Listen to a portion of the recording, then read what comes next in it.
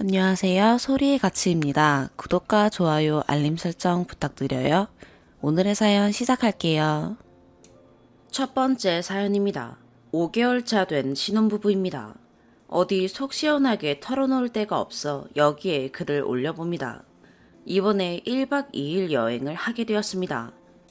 매번 느끼는 거지만 와이프와 저는 여행에 추구하는 성향이 많이 다르다고 생각합니다.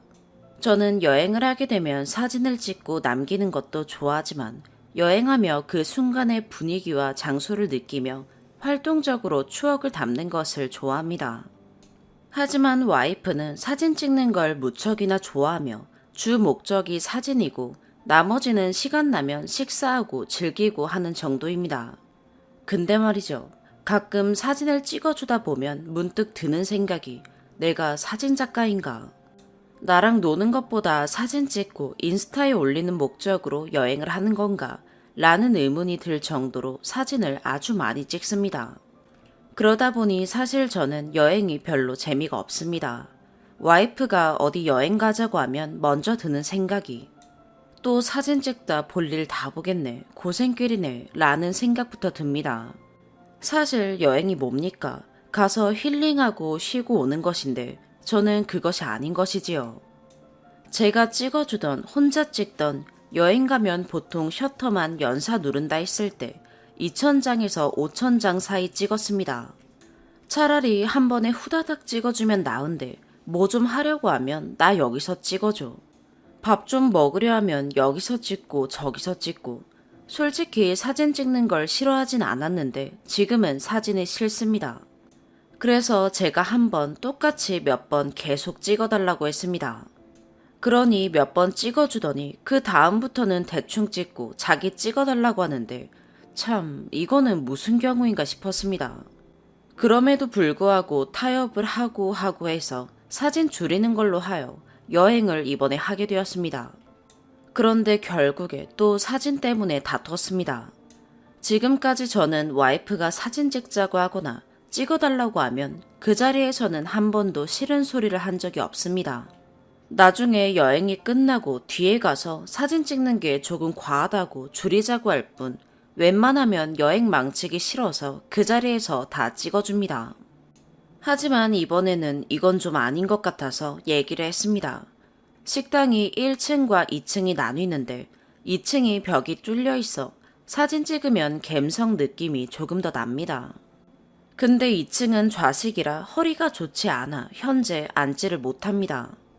그래서 1층에서 자리 잡고 먹으려고 하는데 음식들을 2층으로 가져가서 2층에서 사진을 찍고 1층으로 다시 가지고 내려와서 먹자고 하는 겁니다. 2층 가는 길이 바로 올라가는 길도 아니고 나가 돌아서 계단으로 가야 되는데 그 음식들을 쟁반에 옮겨들고 왔다 갔다 하는 게 제 상식적으로는 도무지 이해가 안 가서 곰곰이 생각하다 한마디 던졌습니다. 이건 좀 아닌 것 같다 라고 했습니다. 그러니 삐져서 툴툴대는 말투로 자기가 들고 갔다 온다고 하는데 사실 당연 제가 들고 왔다 갔다 해야 되는데 참 와중에 본인이 하고 싶은 건 꼭 해야 하고 배려심이 없다 라는 생각이 들었습니다. 제가 배려심이 없다라고 생각이 들었던 이유는 이전에 사건들이 있었습니다. 나중에 필요하면 그 내용을 하나 적어드리겠습니다. 본론으로 돌아와서 저도 물론 허리가 괜찮고 무리가 없었다면 그냥 왔다 갔다 했을 겁니다. 아니라는 생각이 들어도 그냥 갔을 거예요. 하지만 병원에서 무거운 거나 물건은 웬만하면 들지 말라고 하요.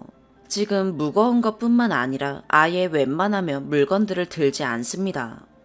그런데 당연 사진을 찍기 위하여 음식 3개와 밑반찬들을 큰 쟁반에 담고 2층과 1층을 왔다 갔다 해야 하는데 당연히 제가 해야 되는 것입니다. 왜냐면 와이프는 임신 6개월 차입니다. 그런데 굳이 꼭 사진을 찍기 위해 그렇게까지 해야 하는가?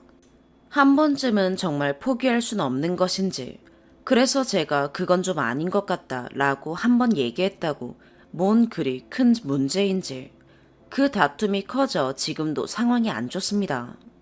그날 3시간 운전하고 내려오면서 와이프는 옆에서 말 한마디 없이 계속 누워서 잤고 도착과 동시에 친정집에 내려달라고 해서 친정집에 데려다주고 그날 밤 늦게 오고 오자마자 바로 못 본 채 하고 쓱 들어가서 자네요. 다음 날도 역시 방에 누워있길래 밥 먹으라고 하니 속 안 좋다고 그래도 먹으라고 하니 누워있겠다고 하여 알겠다고 하고 다른 방에서 업무 일을 보는데 갑자기 말도 없이 나가더니 친정집에 있다 밤 12시에 집에 왔습니다. 아니, 이전에 안 그랬던 사람이 임신으로 인해 이러는 거면 그래, 임신 기간 동안 그러겠지 라고 생각하고 잘 지내면 되는데 이전에도 이랬던 성향이라 앞으로가 정말 갑갑합니다. 나이가 어린 것도 아니고 충분히 사회생활했고 이제 한 아이의 엄마인데 뭐 사소한 거에 잘 삐지고 문제가 조금만 생기면 친정집에 가고 참 어렵습니다. 그리고 어제 여행 가는 거 당분간 안 가고 싶다고 가면 맨날 좋지 않게 오니 잠시 쉬자고 대신 사진 좋아하는 친구들이랑 같이 다녀오라고 했습니다. 원하는 사진도 많이 찍고 놀다 오라고요. 그랬더니 정말 세상 떠날 듯이 펑펑 울었습니다. 아니, 평생 안 가는 것도 아니고 당분간 좀 쉬고 싶다고 가지 말자고 했다고 그게 그렇게 울 일입니까? 머릿속이 많이 복잡합니다. 앞으로 어떻게 여행을 해야 되며 저도 좀 원하는 여행을 하고 싶고 여행 가서 즐겁게 있다 오고 싶습니다. 저 참 여행 좋아합니다. 그런데 이제는 어디 여행 가기가 겁나네요. 좋은 방법이나 해결책이 있다면 조언 좀 부탁드립니다. 추가, 저는 일 특성상 서울과 부산을 매주 왔다 갔다 합니다. 하지만 요 근래 일을 무리하게 되면서 허리가 많이 안 좋아졌습니다. 그래서 현재 허리에 무리 안 가게 관리하며 지내고 있습니다. 그러던 와중에 와이프가 경기도 사무실에 한번 오겠다고 와서 며칠 같이 있겠다고 하여 그렇게 하자고 하였습니다. 경기도에는 사무실 근처에 3룸 빌라를 얻고 직원인 친구와 같이 지내고 있습니다. 그래서 친구도 알고 하니 불편하지 않다고 와서 저녁에 맛있는 거 해준다고 그래서 저는 내심 기대가 컸습니다. 친구 앞에서 면도 좀 살고요. 하지만 그게 아니었네요. 올라온 당일은 좋았습니다. 저녁에 맛있는 거 시켜 먹고 같이 놀고 했으니까요. 그리고 그 다음 날에는 저와 친구는 당연히 출근하여 일을 보러 나갔고 와이프한테는 제 차를 주고 친구 만나고 구경하고 놀다 오라고 했습니다. 그러다 이틀 정도 되니 와이프가 슬슬 여기 장소를 갑갑해하기 시작했습니다. 물론 여기는 주위에 인프라 형성이 잘 되어 있지 않아 그닥 할 게 없습니다. 논과 밭이 많은 뭐 그런 동네죠. 그렇게 하루가 더 지나고 주말이 다가왔습니다. 저는 경기도 사무실이 이제 막 개업한 지사다 보니 할 것도 많고 힘쓸 일도 많아서 조금 무리를 하여 허리가 조금 더 안 좋아졌습니다. 그래서 주말에는 사실 쉬고 싶었지만 와이프가 왔기 때문에 나가서 놀아야만 했습니다. 인스타로 검색한 곳들, 맛집들 가서 식사하고 놀다가 오후 저녁에는 제가 차로 인한 허리무리가 심하여 차를 빨리 바꾸려고 시승하러 몇 군데 갔습니다. 그리고 그 다음 날인 일요일 역시 같은 패턴이었고요. 그리고 못 가본 곳이 있었는데 제가 다음에 가자고 했습니다. 허리 통증이 심해져 조금 피했습니다. 그리고 오면서 와이프가 근처 말고 하플 쪽 나가서 저녁을 먹고 싶다고 하여 다음날 가자고 하였지만 그날 못 가고 지나고 화요일에 가자고 했습니다. 그리고 화요일이 왔고 제가 아침에 예약해뒀던 병원에 다녀오고 약도 처방받고 그날 반드시 해야만 하는 할 일이 있어 직원 친구와 함께 그 전 사무실에 가서 재고 정리와 재고 조사를 한다고 힘을 많이 쓰고 고생을 했습니다. 그래서 저는 제가 허리가 안 좋다 보니 직원 친구가 너무 고생해서 고생한 친구를 혼자 두고 나가서 와이프랑 둘이서만 맛있는 거 먹고 오기엔 그건 너무 아닌 것 같았습니다. 또한 저 역시 운전을 4시간 넘게 해서 밖에 나갈 체력이 안 됐고요. 그래서 와이프한테 오늘은 친구랑 같이 먹자고 뭐 먹고 싶냐고 물어봤고 친구도 재수씨 먹고 싶은 거 말해보라고 하였습니다. 근데 와이프는 자기는 딱히 없으니 우리 보고 정하라고 하였고, 그럼 피자와 치킨을 시켜 먹자고 하였습니다. 그리고 집에 올라가서는 갑자기 와이프가 자기한테 의견을 묻지도 않고 본인들 먹고 싶은 거 시킨다고 짜증을 냈습니다. 분명 위에 글처럼 나도 물어봤고 친구는 3번이나 물어봤습니다. 그러더니 와서 한다는 소리가 이러니 참 너무 어처구니가 없었습니다. 와이프가 짜증이 난 이유는 나가서 좋은 데서 먹기로 하였는데 오늘도 그게 안 됐기 때문입니다. 물론 한두 번 좋은 곳 가서 먹기로 했는데 못 가서 실망할 수는 있지만 제가 회사 일의 사정과 너무 고생한 직원의 입장, 그리고 몸이 안 좋아서 그런 건데 조금 이해해 줄 수 있는 부분 아닌가요? 그래서 제가 원래는 모레 같이 내려가려고 했지만 곰곰이 생각하다 와이프한테 갑갑해하고 힘들어하니 내일 내려가라고 공항에 데려다 준다고 했습니다. 그러니 갑자기 또 짜증내면서 그럴 거면 지금 가지 내일 왜 가냐고 하면서 밤 9시에 짐 싸들고 그냥 나가버렸습니다. 정말 어처구니가 없었습니다. 둘이 있는 것도 아니고 친구도 같이 있는데 그게 꼭 그렇게까지 해야만 하는 행동이었을까요? 와이프의 입장은 금요일에 같이 가기로 했는데 갑갑해하니 전날 가라고 했다고, 그럼 자기는 왜 여태 여기서 같이 가려고 기다렸냐는 의미입니다. 아니 그럼 묵묵히 기다려주면 되지. 왜 그런 식으로 행동하고 하는지 참. 사실 저는 그런 생각이 듭니다. 여자친구도 아니고 와이프, 즉 가족입니다. 가족은 서로 힘이 되어주고 으쌰으쌰 하는 거 아닙니까? 근데 허리가 아파도 어쨌든 일을 해야 하니 빡세게 일하고 있는 모습 보면서도 어떻게 그럴 수 있죠? 네이버에 병원 찾는다고 검색하고 하면 대부분은 와이프들이 남편 허리가 안 좋아서 그런데 병원 추천해달라고 하는 글들이 대다수입니다. 그런데 허리가 아파서 고생하는 거 보면서 뭐 하나 챙겨주고 신경 써주기를 바라는 것도 아니고, 아픈 사람 두고 좋은 데 가서 외식 안 했다고 투정 부리고 짜증내고 같이 있는 자리에서 박차고 나가고 그러면서 한다는 소리가 자기가 이럴 거면 왜 올라왔냐고. 여기서 이제 두 손 두 발 다 들었습니다. 아니 왜 올라왔냐니. 남편이 경기도에 지사를 하나 냈으니 당연히 올라올 수 있는 것이고, 떨어져 있으니 얼굴 보러 올라올 수 있는 것 아닌가요? 근데 그거 한 번 안 갔다고 제가 무슨 여기에 놀러온 거냐고 그랬습니다. 이 내용이 사진 여행 사건 이전에 있었던 일이라 여행 사건에서 정말 화가 나서 계속 냉전 중입니다. 그냥 현재는 정말 많은 생각이 듭니다. 여태 살아오면서 정신적으로 이렇게 힘들어 보긴 처음이고 매일 악몽을 꿉니다. 그래서 정말 심리 상담이라도 받아야 되는 건지 너무 혼란스럽습니다. 추가로 와이프에 대한 내용이 없으면 글에 오해 요소가 있을 수 있어 와이프의 내용을 넣겠습니다. 와이프는 전업주부가 아닌 직업은 계약직 교사이고요. 저 때 방학이어서 올라왔습니다. 그리고 임신 5개월 차에 한 아이의 엄마가 될 사람입니다. 두 번째 사연입니다. 결혼 3년 차, 아직 신혼이라 생각하는 남편입니다. 이번 추석에 처가댁에 갔다가 쓰레기 같은 사위가 됐는데 와이프는 제가 오버하는 거고 자기 잘못이 있긴 하지만 남들도 다 그런다는데 한번 읽고 댓글 남겨주세요. 와이프하고 같이 볼 겁니다. 이번 추석 때 선물이랑 용돈도 많이 준비해서 처가댁에 찾아뵈었는데 분위기가 뭔가 이상하더군요.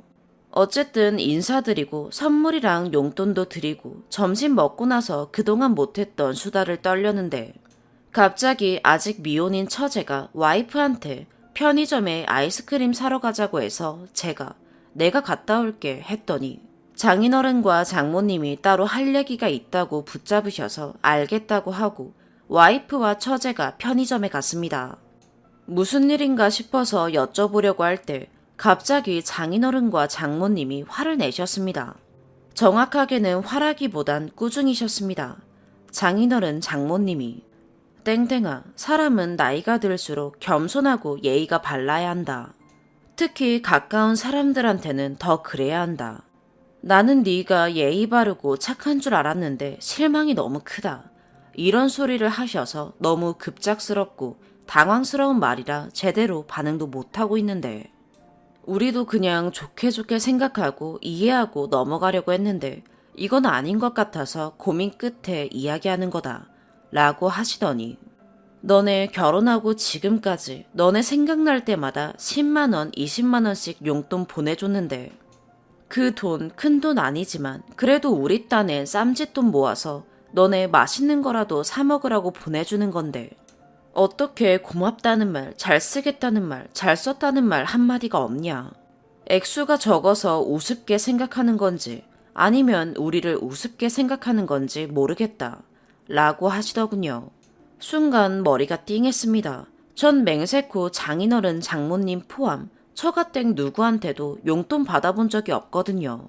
너무 당황해서 어물어물거리는데 그래도 내 딸이 고맙다고 말해주고 선물도 보내줘서 그러려니 넘어가려고 했는데 나중에 시간 지나면 더 감정이 상할까봐 미리 말하는 거다. 아무리 가족이라지만 서로 지킬 예의는 지켜야 하는 거다. 알겠니? 이러고 대화가 마무리되어 가는데 편의점 갔던 와이프랑 처제가 돌아왔습니다. 진짜 너무 억울해서 눈물이 핑 도는 걸 꾹 참고 와이프한테 얘기 좀 하자고 하려다가 상황상 거기서 바로 그러면 또 장인어른 장모님한테 미운털 박힐까봐 추석날은 꾹 참고 보낸 뒤 집에 와서 와이프와 대화 나눴습니다. 장인어른 장모님한테 이런저런 소리 들었다. 어떻게 된 거냐 물으니까 아 그거 아빠랑 엄마가 가끔씩 TV에서 뭐가 제철이더라 어디 식당이 맛있다 하더라 그러면 우리도 가서 먹으라고 10만원 정도씩 보내주셨어. 날 좋으면 나가서 데이트라도 하라고 보내주시기도 하고 어이가 없어서 그거 왜 말 안 했냐니까 좀 어물어물하다가 50만원 100만원처럼 큰 돈이면 당연히 말했지. 근데 10만원 정도니까 그리고 아빠랑 엄마가 준 거니까 그냥 내 비상금으로 썼지. 미안해. 근데 다른 사람들도 다 그런데 카페에 물어보니까 다들 그 정도 돈은 남편한테 말 안 하고 자기가 갖고 있다가 쓴다고 했어. 이런 소리 하네요. 그래서 그게 무슨 소리냐 무슨 카페에서 그런 소리를 하냐 했더니 우리 지역 맘카페네요. 와이프가 글 쓴 거 보여줬는데 제목부터가 친정부모님한테 받은 용돈 어떻게 할까요? 네요.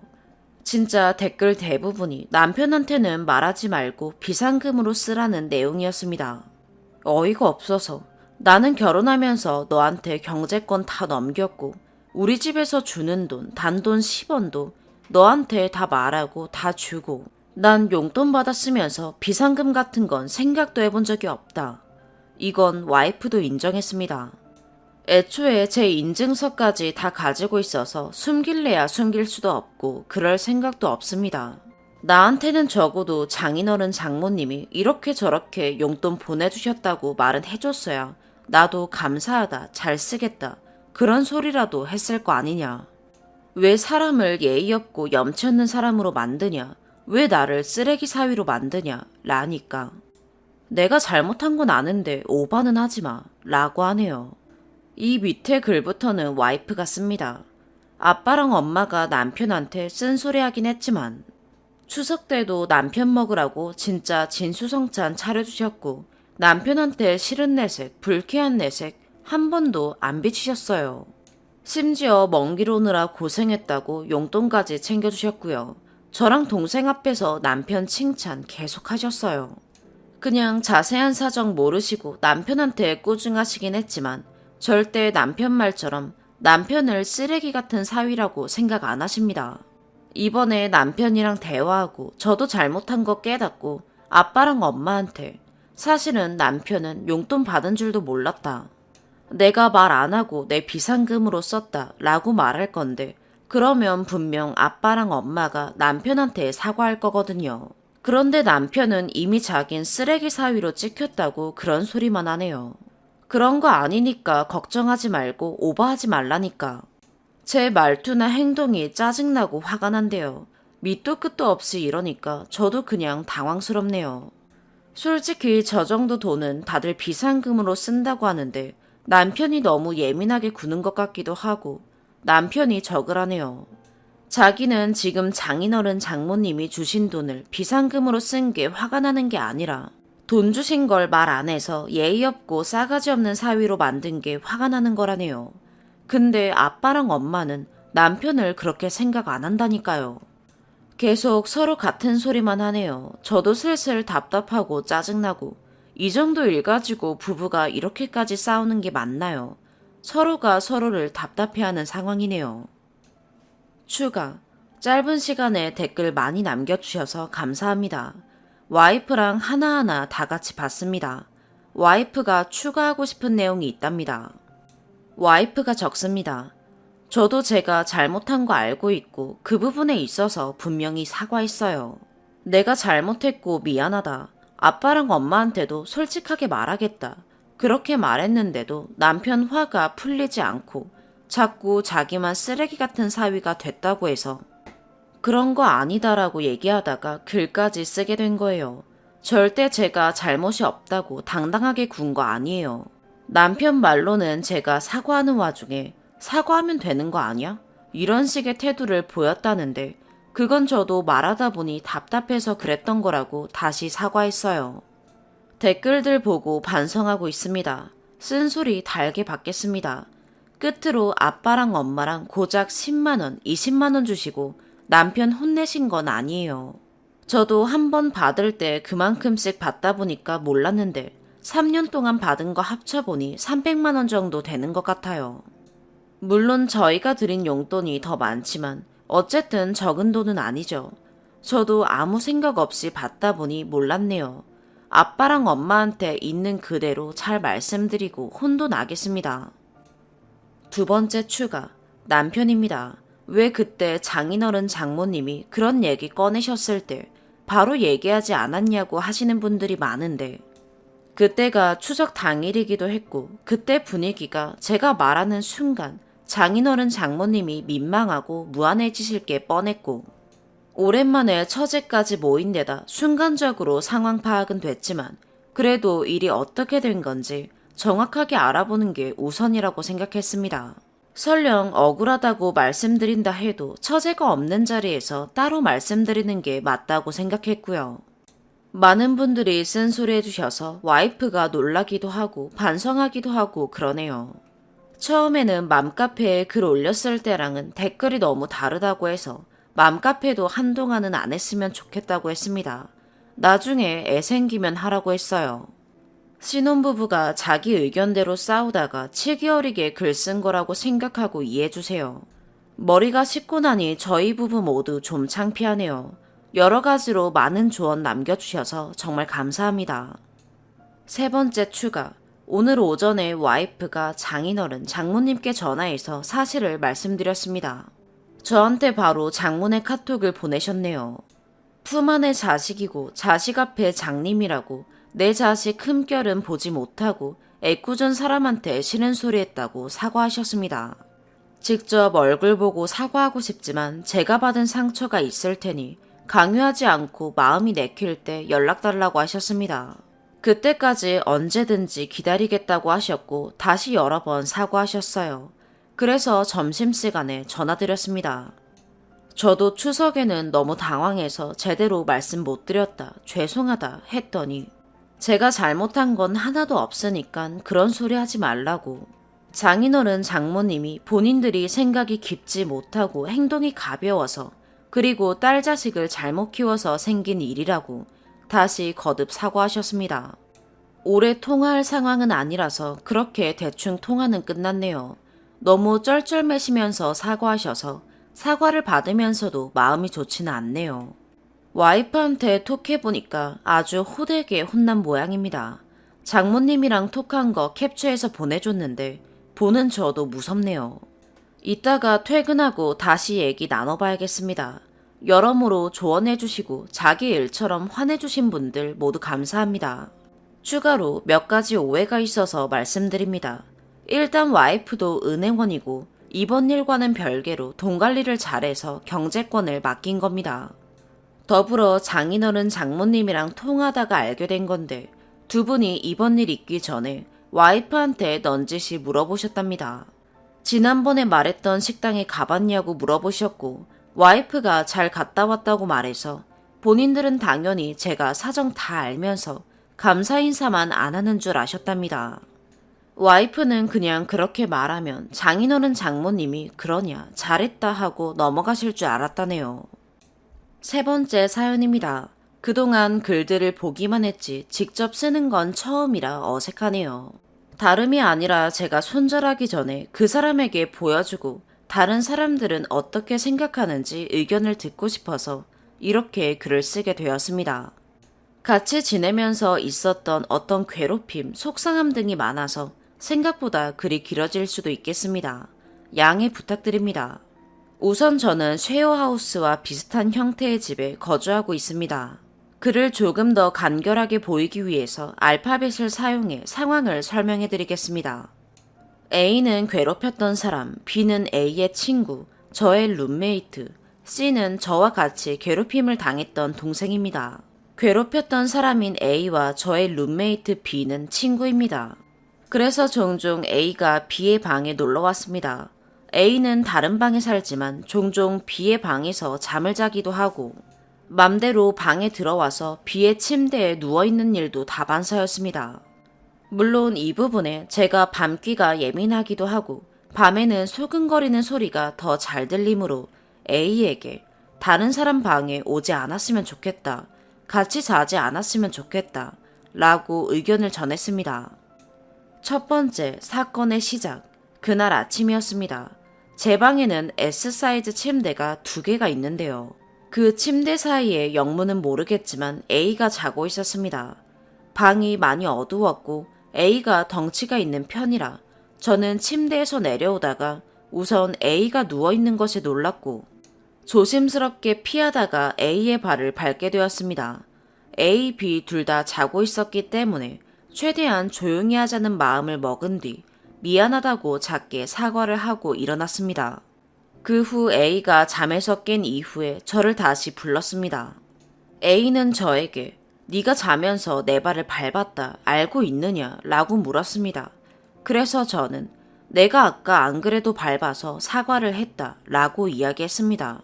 물론 이 상황에서 제가 바로 한 번 더 미안하다고 하면 되었지만 이유는 모르겠지만 그냥 그렇게 하고 싶지가 않았습니다.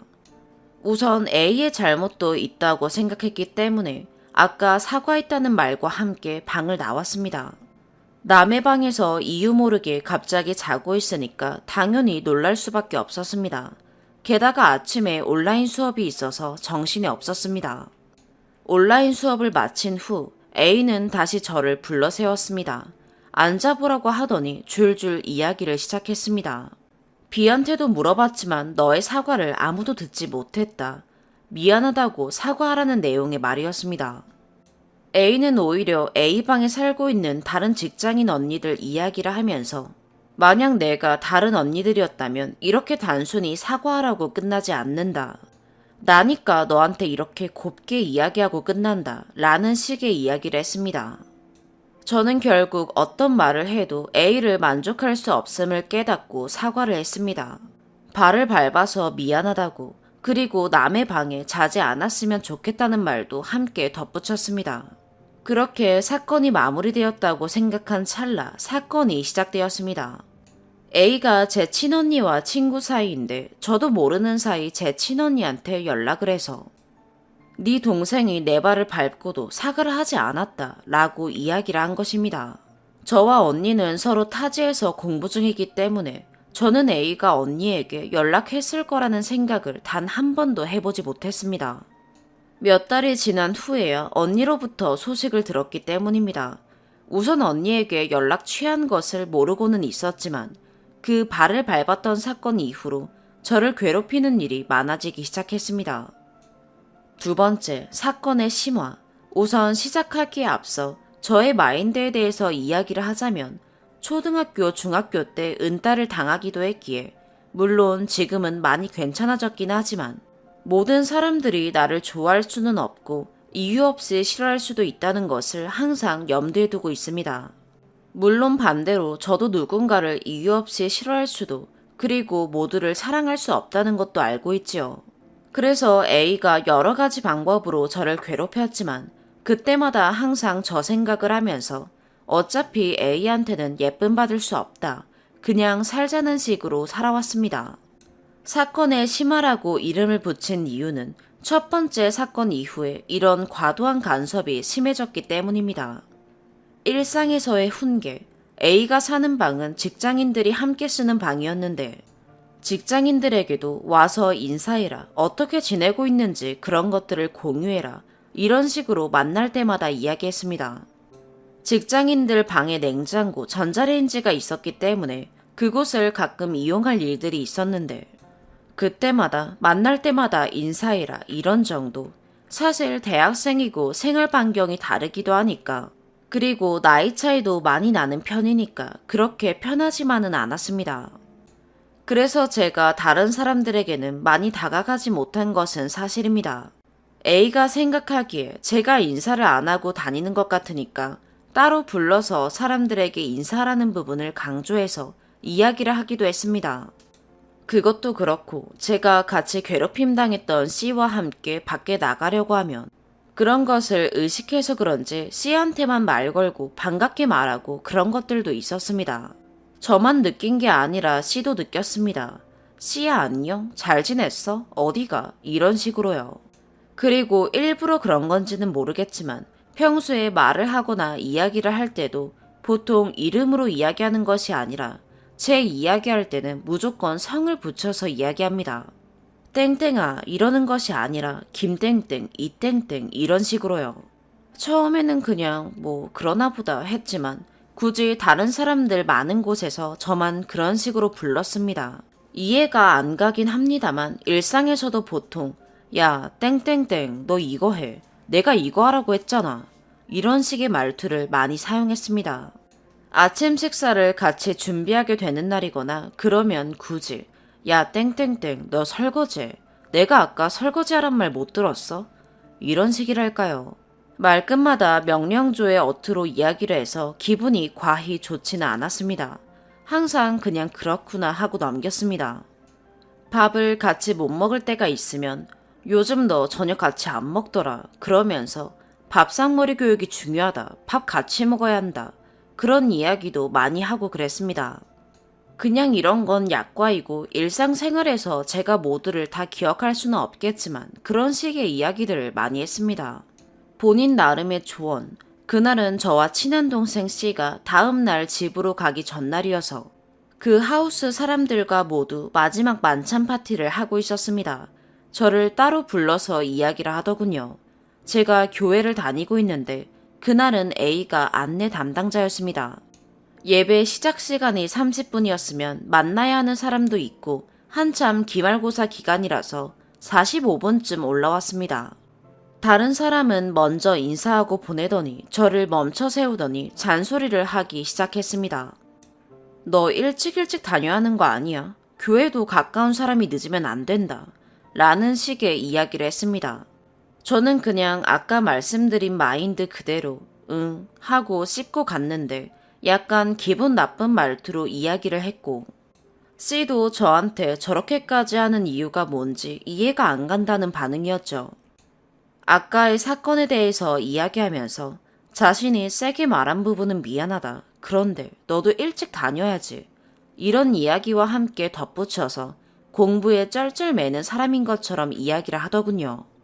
결국에는 왜 늦게 왔냐 이런 이야기였는데 제가 시험 기간이기도 하고 공대에 재학 중이라서 납땜 프로젝트도 있었습니다.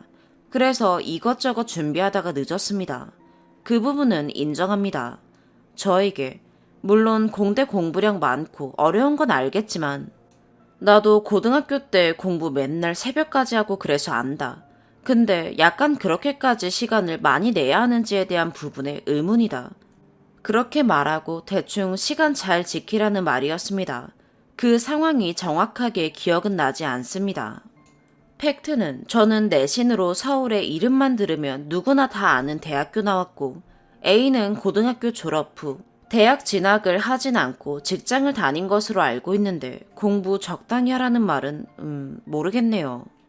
물론 제가 늦은 것은 잘못이지만 저렇게 고등학교까지 비교를 당하면서 있어야 하나 싶었습니다. 그러나 동생이기 때문에 그냥 가만히 앉아 있었습니다. 그런데 쇼킹한 건 다른 말이었습니다. 너는 얼굴도 괜찮고 공부도 잘하고 잘하는 것도 좀 많은 것 같은데 정작 사람들에게 예쁨은 못 받는 것 같다. 내가 진짜 너 생각하고 아끼니까 이런 이야기 하는 거다. 라는 식의 이야기를 했습니다. 저는 그냥 저런 이야기를 들었을 때 예쁨은 A에게만 못 받는 것 같은데 하고 넘겼습니다. 그런데 다른 사람에게 이런 류의 이야기를 하니까 다들 놀라는 눈치더라고요. 친한 사람한테도 하기 쉽지 않은 말을 어떻게 그렇게 할 수 있는지 다들 놀라워하긴 했습니다. 나중에 알게 된 사실이지만 약간 같이 사는 언니 중에서 관리 책임자 같은 언니가 있었는데 그 언니랑 유독 A가 친했습니다. 그래서인지 A가 저와 C에 대한 안 좋은 이야기도 이간질을 했다고 들었습니다. 그래서인지 유독 만날 때마다 다른 언니들이 차가웠던 느낌이었습니다. 전 아무것도 몰랐고 결국엔 그 하우스에서 나오기로 결정했습니다. 현재는 다른 사람들과도 C를 제외하고는 연락하고 지내지 않는 상황입니다. 물론 도망치는 건 아닐까 걱정도 많이 했긴 했지만 그 정도 상처를 가지고 그냥 살아가기 힘들어서 다른 곳에서 또 삶을 잘 살고 있습니다. 우선 긴 글 읽어주셔서 감사합니다. 모든 학교폭력의 가해자들을 옹호하는 것은 아니지만 제가 은따를 당했을 때 성격적인 결함도 원인이었을 수 있었기에 저는 제 그런 것들도 고치려고 노력 중입니다. 그런 부분이 오히려 A를 자극했을 수도 있겠죠. 그냥 너무 답답해서 대나무 숲에 올리는 거니까요. 항상 A의 어떤 일이든 아무렇지 않게 넘겼고 마음에서 타격감을 크게 받지는 않았다고 생각했는데 막상 그때를 떠올리니 저도 모르게 받은 상처가 아직도 있긴 한 것 같아요. 근데 이 글 쓰면서 좀 떠나보내려고 합니다. 이제는 그래도 조금 괜찮아졌으니까요. 여러분이 해주시는 조언 어떤 글이든 좋든 나쁘든 다 이해하고 수렴할 거예요. 에피소드는 더 많지만 사소한 것들도 많아 다 기억하진 못하지만 아무튼 모두들 읽어주셔서 감사합니다. 네 번째 사연입니다. 저는 나이차 많이 나는 연애를 하고 있는 20대 여자입니다. 결혼을 생각하는 남자친구가 있는데 가족 사랑이 유난한 남자라서 이런 사람과 결혼을 하는 게 좋을지 나쁠지 계속 고민이 되고 있습니다. 기혼분들의 따끔한 조언 부탁드립니다. 먼저 지금 남자친구는 효심은 깊으나 마마보이는 확실히 아닙니다. 그렇게 생각한 이유는 우선 남자친구 부모님께서 아들의 의사결정을 항상 존중해 주시는 것 같습니다. 늘 알아서 잘한다고 생각하셔서인지 그 집에서 아들의 입김이 제일 세요. 남자친구 역시 학업, 커리어 모두 혼자 외국에서 자립하며 쌓을 정도로 독하고 정신력이 강한 타입입니다. 그래서 부모님께 뭘 상의하거나 끌려다니는 스타일이 아니에요. 그래서 마마보이는 확실히 아니라고 생각하는데 대신 부모님에 대한 연민이 좀 지나친 것 같아요. 특히 어머니에 대해 굉장히 불쌍하게 생각합니다. 그 이유는 아버지가 좀 무뚝뚝하고 자상함과는 거리가 먼 분이셔서 어머니가 여자로서 사랑을 많이 못 받았다고 생각해요. 예를 들어서 와이프가 영화 보고 싶다고 해도 자기 영화관 싫다고 안 가는 스타일이라는데 오빠는 이런 아버지한테 맞추고 사는 어머니를 안타까워해요. 그래서 본인이 어머니 남편 노릇을 대신하고 그러진 않지만 아버지 앉혀놓고 잔소리는 간간히 하는 것 같아요. 엄마한테 잘 좀 하라고요. 그리고 이외에도 가족과 보내는 시간을 되게 좋아해요. 저는 가족이라도 간간히 봐야 애틋하고 더 좋다는 생각을 하는 사람인데 오빠는 저 만나기 전에는 매주 주말 부모님 댁에서 보냈더라고요. 원래는 한 달에 한 번 정도 갔었는데 어머니 암 발병 후 매주 가는 걸로 바뀌었다고 해요. 그래서인지 부모님들 살면 얼마나 산다고 살아계실 때 자주 뵙는 게 좋다고 생각하는 사람입니다. 하지만 부모님 두 분 다 아주 정정하시고 어머니 완치 판정 예정입니다. 그리고 말로는 결혼하면 이제 더 못 볼 테니까 더 챙기는 거라고 했고요. 이렇게 아들이 자주 찾아오시는 거에 대해서는 부모님이 좋아하시고 매주 기다리시는 것 같아요. 아들이 올 때마다 이것저것 고쳐달라, 봐달라 부탁하실 수 있으니 좋아하시고요. 또 부모님이 어릴 때부터 자녀들 데리고 이곳저곳 여행 다니고 가족과 함께하는 분위기를 굉장히 많이 만드신 것 같아요. 그래서 오빠는 저 나이에도 부모님이랑 여기저기 여행 다니는 걸 되게 좋아합니다. 가족 자체가 가족하고 개인 시간들을 별로 안 가지는 그런 문화예요. 그리고 또 조카 사랑이 정말 유별나요. 조카는 여동생 딸인데 원래 여동생 가족이 이민 갔다가 이번에 2달 정도 한국에 들어와 있었는데요. 처음 만났을 때부터 궁금하지도 않은 조카 이야기를 수시로 꺼냈거든요. 자기가 세상에서 2번째로 사랑하는 여자라는 둥 좀 주책스러운 소리를 몇 번 해가지고 깼는데 귀국하니 매주 못 봐서 안달이더라고요. 보통 저흰 주말 데이트 하는데 우린 토요일날 보면 되고 일요일엔 조카 보러 가고 싶은데 제 눈치 보여서 못 간다는 이야기를 한 적도 있고, 저는 정작 캘린더 보면 데이트 횟수보다 가족 모임 횟수가 2배가 많은데도 그런 이야기 들으니까 숨 막히고 좀 갑갑하더라고요. 누군 가족 안 사랑하는지, 또 여동생네 가족이랑 식사할 일이 있었는데 결혼 이야기가 오가니 소개하는 자리였는데 여동생은 저보다 10살이 많고 낯도 많이 가리더라고요. 그래서 대화가 잘 이어지진 않았어요. 그런데 오빠는 그 식사 자리 내내 얘한테 눈이 꽂혀서 얘가 뭐 먹는지 뭐 하는지 일거수일투족 관찰하더라고요. 꿀이 뚝뚝 떨어지는 눈으로 조카만 쳐다보면서 어화둥둥하고 있는데 저는 그런 오빠의 태도에 좀 실망도 했었어요. 제가 식사 자리 끝나고 오빠의 미흡한 태도에 대해서 지적했는데 오빠는 자기도 나름 대화 주제 꺼내고 노력했는데 계속 어색한 분위기였어서 더 조카한테 말 붙였다고, 조카한테 질투하는 거냐며 너도 좀 이상하다는 등의 이야기를 해서 다툼이 있었습니다. 각설하고 위의 일들을 점점 겪으며 저도 오빠 가족에 대한 일들을 점점 예민하게 받아들이게 되었어요. 특히 지금은 조카가 와 있으니 온 집안 식구들이 애 위주던데 이런 상황에서 제가 서운할라 하면 얘가 와 있으니까, 얘가 좋아하니까, 얘가 삼촌 찾잖아 이런 식으로 대응을 해서 제가 혼자 삭히고 속상한 적이 많았어요.